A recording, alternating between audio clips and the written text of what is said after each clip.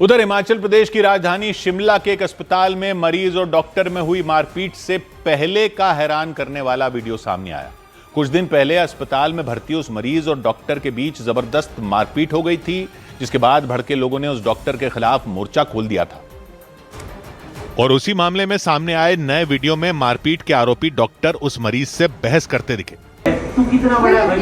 32 साल का, कितना बड़ा है? 4 साल तो बड़ा है। इस दौरान वो मरीज से तू तड़ाक करते दिखे, जिस पर मरीज के परिजन ने आपत्ति जताई। आप ऐसे करते, तू कितना बड़ा है भाई? बताया गया कि शिमला के आईजीएमसी यानी इंदिरा गांधी मेडिकल कॉलेज के अस्पताल में हुई यही बहस बढ़कर मारपीट तक पहुंच गई थी और उसी मारपीट से नाराज लोग आरोपी डॉक्टर के खिलाफ उतर आए थे। हालांकि हंगामा बढ़ने के बाद आरोपी डॉक्टर को निलंबित कर दिया गया था, लेकिन लोग उन्हें बर्खास्त करने की मांग पर अड़ गए थे, क्योंकि अस्पताल के अंदर आरोपी डॉक्टर ने बिस्तर पर लेटे उस मरीज को ताबड़तोड़ घूंसे मारे थे।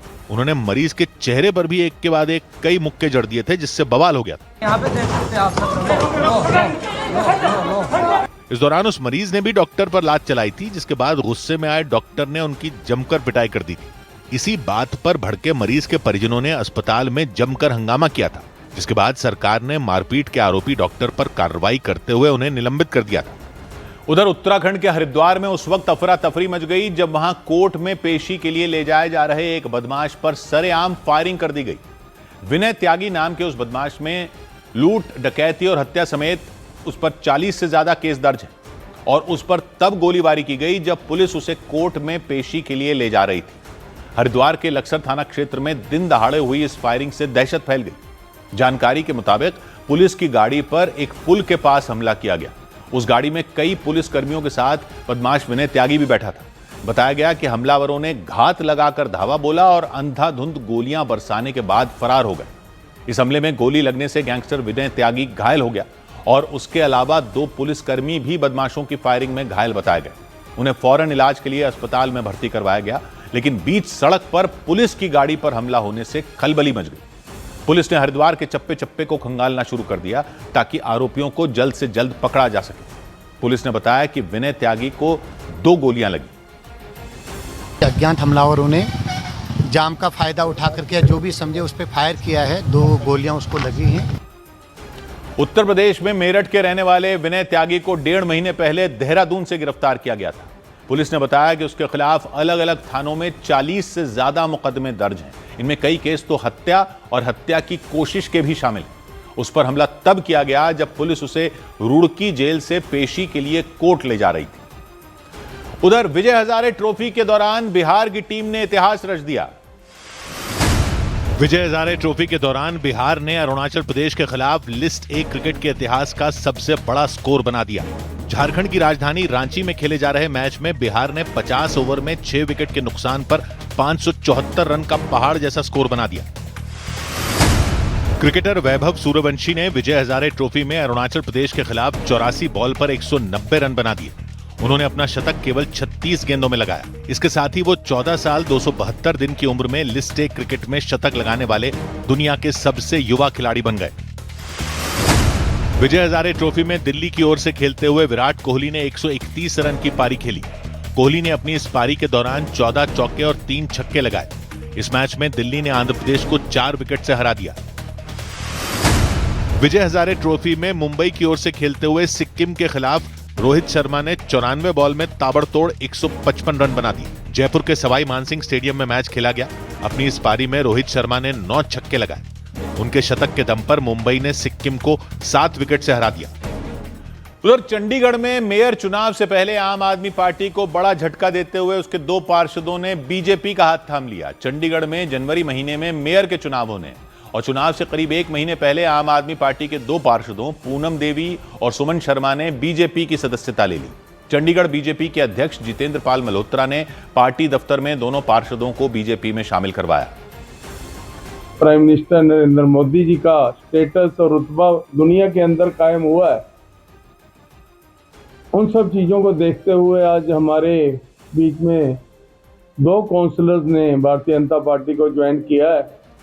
इन 2 पार्षदों के आने के बाद चंडीगढ़ में बीजेपी के पास पार्षदों की कुल संख्या 16 से बढ़कर 18 हो गई और आने वाले मेयर चुनावों में उसकी जीत की उम्मीद और बढ़ गई, क्योंकि चंडीगढ़ नगर निगम में कुल पार्षदों की संख्या 35 है और मेयर चुनाव जीतने के लिए 19 पार्षदों का होना जरूरी है। लेकिन आम आदमी पार्टी के 2 पार्षदों के पाला बदलने की वजह से बीजेपी के पास सबसे ज्यादा 18 पार्षद हो गए, जबकि 2 पार्षद कम होने के बाद आम आदमी पार्टी के पास 11 पार्षद बचे। कांग्रेस के पास 6 पार्षदों के साथ ही एक सांसद का वोट भी है, क्योंकि चंडीगढ़ मेयर चुनाव में एक वोट सांसद भी डालते हैं और चंडीगढ़ से कांग्रेस के मनीष तिवारी सांसद हैं। इसलिए बहुमत के आंकड़े से बीजेपी एक वोट पीछे है। हालांकि चंडीगढ़ मेयर के लिए होने वाला चुनाव इस बार बैलेट पेपर से न होकर हाथ खड़े करवाकर किया जाएगा। इधर दिल्ली हाईकोर्ट ने एयर प्यूरिफायर पर जीएसटी कम करने की मांग वाली याचिका पर सुनवाई करते हुए केंद्र सरकार पर नाराजगी जाहिर की। जनहित याचिका में एयर प्यूरिफायर को मेडिकल डिवाइस की श्रेणी में रखने की अपील की गई थी, ताकि इन पर लगने वाले जीएसटी को हटाया जा सके और प्रदूषण से परेशान जनता को थोड़ी राहत मिले।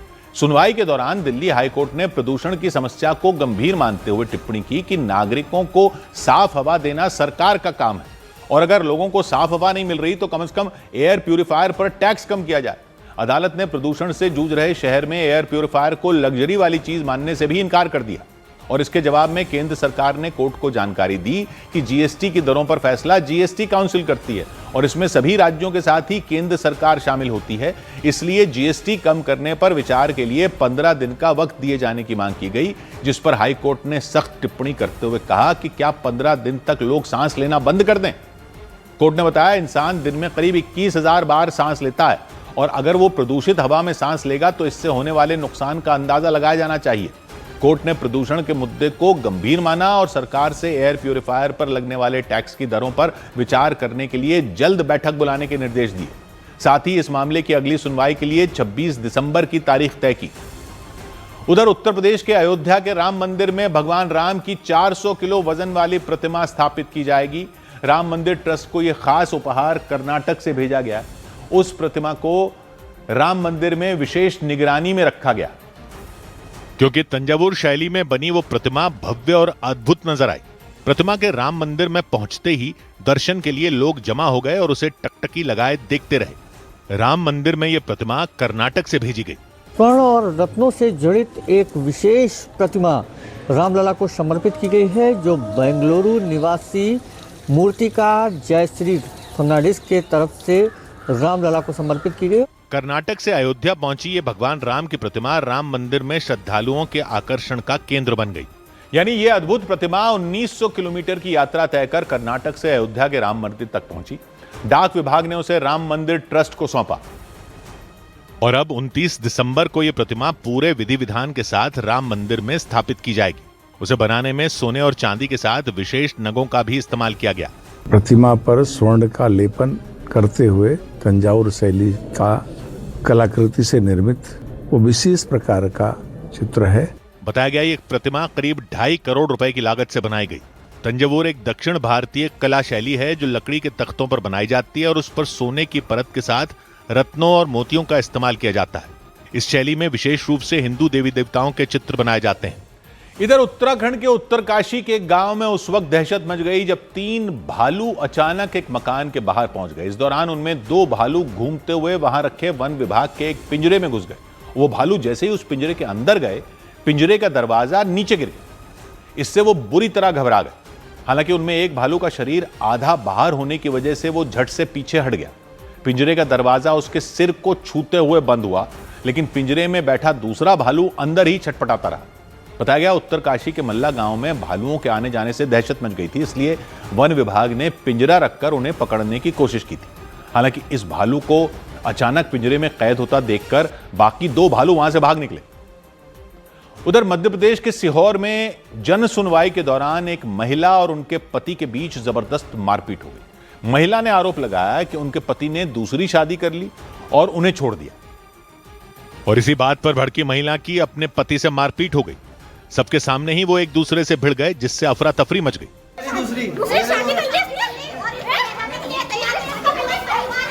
जानकारी मिली कि जन सुनवाई के लिए वो लोग अपने परिजनों के साथ जिलाधिकारी कार्यालय पहुंचे थे।